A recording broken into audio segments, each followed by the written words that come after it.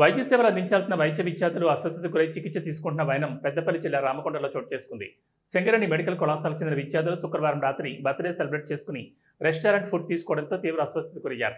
11 మంది విద్యార్థులకు వాంతులు విరేచనాలు కావడంతో స్థానిక ప్రభుత్వ ఆసుపత్రిలో చికిత్స పొందుతున్నట్లు డాక్టర్ నిర్మల పేర్కొన్నారు. అస్వస్థతకు గురైన వైద్య విద్యార్థులు కోలుకుంటున్నారని, ఎవరికీ ప్రాణాపాయం లేదని తెలిపారు. వాతావరణం మారుతున్న ప్రస్తుత తరుణంలో ప్రతి ఒక్కరూ అప్రమత్తంగా ఉండాలని, కలుషిత ఆహారం తీసుకోవద్దని సూచించారు. Civil surgeon RMO GGH Ramagundam. ఈరోజు మా హాస్పిటల్లో సిమ్స్ కాలేజ్ నుంచి 11 స్టూడెంట్స్ అడ్మిట్ అవ్వడం జరిగింది. కారణం ఏంటంటే ఈ 11 మెంబర్స్ బర్త్డే సెలబ్రేషన్ చేసుకొని బయట ఫుడ్ తెచ్చుకొని హాస్టల్లో తిన్నారు. దానివల్ల వీళ్ళకి వామిటింగ్స్, మోషన్స్, ఫీవర్ వచ్చింది. సో ఫుడ్ పాయిజనింగ్ అయిన వల్ల వీళ్ళు సిక్ అయ్యారు. అందరు స్టేబుల్గా ఉన్నారు, ఎటువంటి సీరియస్నెస్ లేదు. సో అందరికీ ట్రీట్మెంట్ జరిగింది. సో ఈ 11 మెంబర్స్ కూడా కేరళ డిస్ట్రిక్ట్ వాళ్ళు.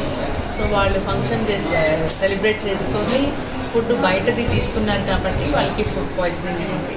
సో ఒకటే మేము కోరేది ఏంటంటే రైనీ సీజన్లో అందరూ జాగ్రత్తలు పాటించాలి, బయట ఫుడ్ మాత్రం తీసుకోకుండా చూసుకోవాలి.